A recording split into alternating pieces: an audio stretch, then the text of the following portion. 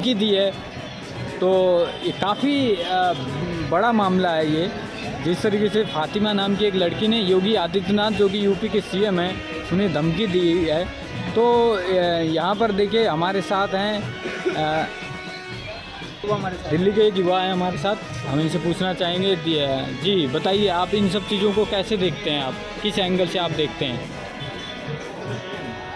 मतलब एक यूपी के जो सीएम हैं योगी आदित्यनाथ, उनका जो पावर है, फैन फॉलोइंग है, तो वो तो इतनी ज़्यादा है कि अब इस बीच में अब इस तरीके से एक यूपी के एक मुख्यमंत्री को आप धमकी दे दोगे, वो भी इस तरीके से आप धमकी दोगे, तो ये इसे बिल्कुल भी आप जो है इस बात को हल्के में नहीं ले सकते।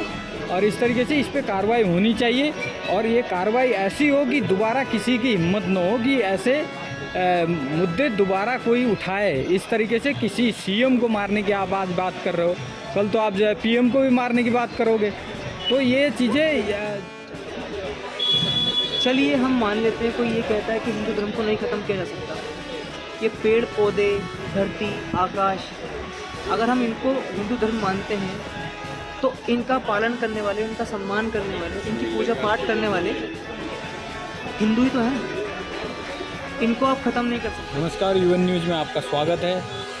देखिए जिस तरीके से अमेरिका में जो इलेक्शन चल रहे हैं और बहुत ज़्यादा जो कहा जाए अमेरिका में तो कमला हैरिस और डोनाल्ड ट्रंप, जिस तरीके से दोनों के बीच जो चल रही है जंग, तो उस पर हम बात करेंगे। उसके बाद जो कनाडा में जो हिंदू मंदिर पे जो हमला हुआ है, और उसके बाद फिर हम आएंगे योगी आदित्यनाथ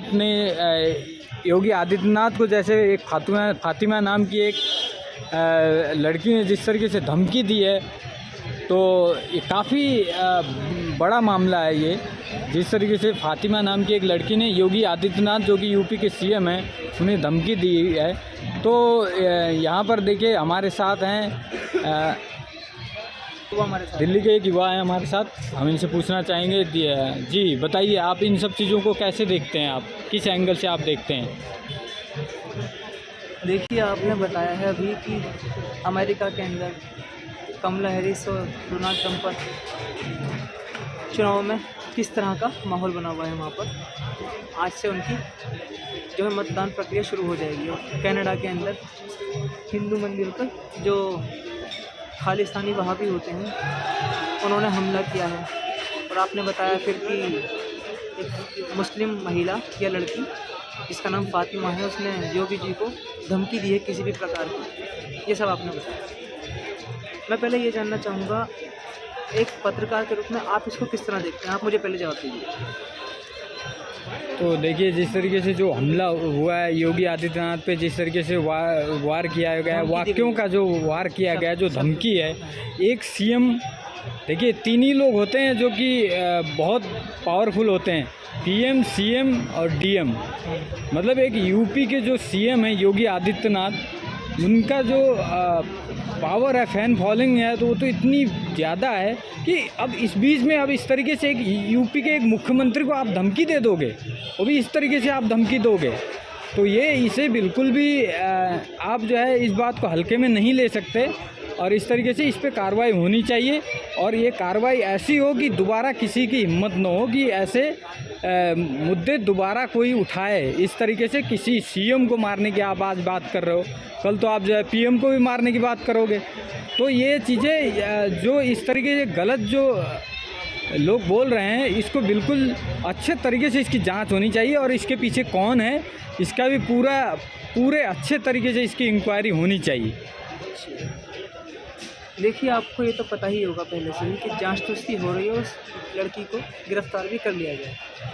अब प्रश्न आता है, आपने ये कहा कि इसके पीछे कौन हो सकता है, ये कहा ना आपने, तो यही प्रश्न तो कनाडा में भी उठाना चाहिए। कनाडा के अंदर भी तो यही प्रश्न उठता है। जी बिल्कुल, जैसे कनाडा में जो हमला हुआ है मंदिर, हिंदू मंदिर पर, तो ये भी बात कहीं ना कहीं बहुत ज़्यादा ही आ रही है सामने। जिस तरीके से हिंदू मंदिर पे जिस तरीके से वहाँ के पुजारी ने जो बात कही है, तो वहाँ के पुजारी का कहने का मतलब ये है कि उन्होंने ये साफ बोल दिया है कि ये कनाडा के हिंदुओं के ऊपर नहीं, पूरे विश्व के हिंदुओं के ऊपर ये हमला हुआ है। ये बिल्कुल सही बात है कि जो उन्होंने बोला है, जो स्टेटमेंट वहाँ के पुजारी ने दिया है वो बिल्कुल सही है। तो इसको आप किस तरीके से लेते हैं, जो है किस तरीके से आप इस चीज़ को मानते हैं? देखिए, पुजारी जी की बात को ही आगे बढ़ाते हुए मैं एक बात और बोलूँ। लोग ये कहते हैं कि हिंदू धर्म का कुछ नहीं बिगाड़ा जा सकता है, उसको कुछ ख़त्म नहीं किया जा सकता। मैं बड़ी साधारण सी बात आपसे पूछना चाहता हूँ। चलिए हम मान लेते हैं कोई ये कहता है कि हिंदू धर्म को नहीं ख़त्म किया जा सकता। ये पेड़ पौधे, धरती, आकाश, अगर हम इनको हिंदू धर्म मानते हैं तो इनका पालन करने वाले, इनका सम्मान करने वाले, इनकी पूजा पाठ करने वाले हिंदू ही तो हैं। इनको आप ख़त्म नहीं कर सकते, पेड़ पौधों को, ठीक है मान लिया, लेकिन हिंदू को तो ख़त्म किया जा सकता है ना। हिंदू तो एक इंसान ही है। तो कनाडा के अंदर वही तो कोशिश हो रही है, और क्या हो रही है। एक बार सनातन धर्म को मानने वाले, उसकी उपासना करने वाले हिंदुओं को तुम ख़त्म कर दो, जैसे बांग्लादेश के अंदर हुआ है, जैसे हमारे पश्चिम बंगाल में भी हुआ है, अभी भी हो ही रहा है, हो रहा है ना। जैसे हैदराबाद के अंदर भी होता है, जैसे यहाँ दिल्ली के अंदर शाहीन बाग में हुआ था, सब जानते हैं इन बातों को। तो एक बार जो सनातन धर्म की उपासना करते हैं उनको ख़त्म कर दो, सनातन धर्म को मानने वालों को ख़त्म कर दो। जब ना लोग होंगे नाम लेने वाले सनातन धर्म को, तो सनातन धर्म का खात्मा हो ही गया। पेड़ पौधों को थोड़ा कोई ख़त्म करता है, आकाश को, धरती को कैसे कोई ख़त्म कर देगा?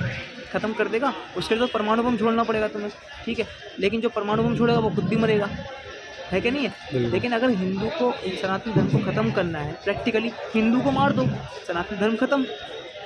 अब बात आती है अमेरिका के चुनावों पर। आपने अच्छी तरह देखा है कमला हैरिस और डोनाल्ड ट्रंप क्या कह रहे हैं। डोनाल्ड ट्रंप ने अभी केवल वहाँ पर मतदान शुरू होगा, उन्होंने स्पष्ट रूप से कह दिया है कि जो रूस और यूक्रेन के बीच में युद्ध चल रहा है वो उसकी समाप्ति चाहते हैं। क्यों? डोनाल्ड ट्रंप है एक व्यापारी आदमी, वो आएगा। अमेरिका के अंदर इस वक्त रोज़गार की जो बेरोज़गारी है उसकी समस्या पैदा हो रही है, आपको पता होगा। धीरे धीरे जो है डॉलर की वैल्यू धीरे धीरे कम हो रही है, आपको ये भी पता होगा। अमेरिका के अंदर किस तरह से जो इलीगल इमिग्रेंट्स हैं या इलीगल लोग आ रहे हैं वहाँ पर, उनकी समस्या पैदा हो रही है। और वो समस्या कौन पैदा कर रहे हैं? वो मुसलमान पैदा कर रहे हैं। ये बात आप बहुत अच्छी तरह जानते हैं।